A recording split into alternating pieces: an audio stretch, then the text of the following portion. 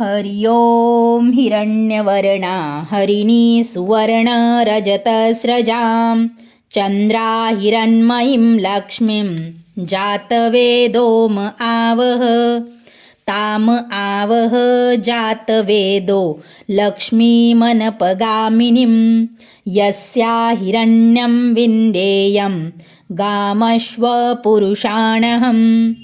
अश्वपूर्वारतं मध्या हस्तिनादप्रबोधिनीं श्रियं देवीमुपहवये शिरमादेवी जुषतां कासोऽस्मिता हिरण्यप्राकारा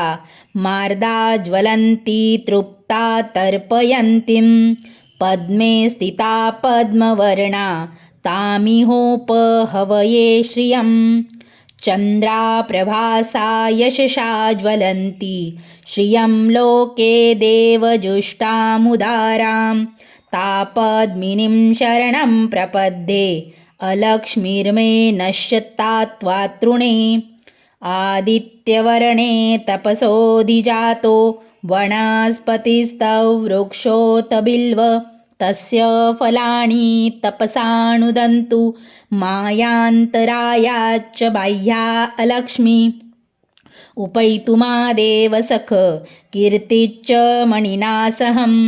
प्रादुर्भूतोऽस्मि राष्ट्रेऽस्मिन् कीर्तिं वृद्धिं ददातु मे क्षुप्तिपासामला ज्येष्ठा अलक्ष्मीनाशयाम्यहम् अभूतिमसमृद्धिं च सर्वाणिर्दून मे गृहात् गन्धद्वारा दुराधर्षा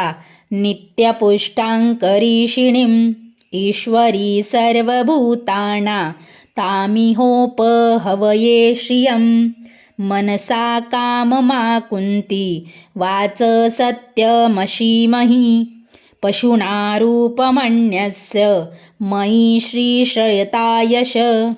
करदमेन प्रजाभूता मयि सम्भव करदमं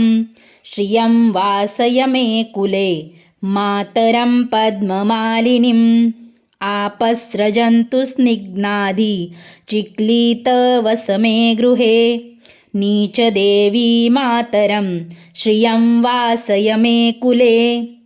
आर्दायकरिणी यष्टिं सुवर्णां हेममालिनीं सूर्यां हिरण्मयीं लक्ष्मीं जातवेदोम आवह आर्दा पुष्करणी पुष्टि पिङ्गला पद्ममालिनीं चन्द्रा हिरण्मयीं लक्ष्मीं जातवेदोम आवह ताम आवह जातवेदो लक्ष्मीमनपगामिनीं यस्या हिरण्यं प्रभुतं गावो दास्योस्वाणं विन्देयं पुरुषाणहम् यशुची प्रयतो भूत्वा जुहूयादाज्यमन्वहं सूक्तं पञ्चदशरथं च श्रीकामसततं जपेत् पद्मानने पद्म उरु पद्माक्षी पद्मसंभवे तन्मे भजसि पद्माक्षी येन सौख्यमलभाम्यहम् अश्वदाये गौदाये धनदाये महाधने धनमे लभता देवी सर्वकामस्य देहि मे पद्मानने पद्मविपद्मपत्रे पद्मप्रिये पद्मदलायताक्षी विश्वप्रिये विष्णुमनोनुकुले त्वत्पादपद्ममयी सन्निधत्स्व पुत्रपौत्रं धनं धान्य हस्त्यश्वदिगवे रथं प्रजाना भवसि माता आयुष्मन्त करोतु मे धन अग्निर्धन वायुर्धन सूर्योर्धनवसु धन इन्द्रो बृहस्पतिर्वरुणद्धन अस्तु मे वैनतेय सोमपिबतु रुद्रः सोमधनश्च सोमिनो मह्यं ददातु सोमिन न क्रोधो न च मात्सर्य न लोभो नाशुभामती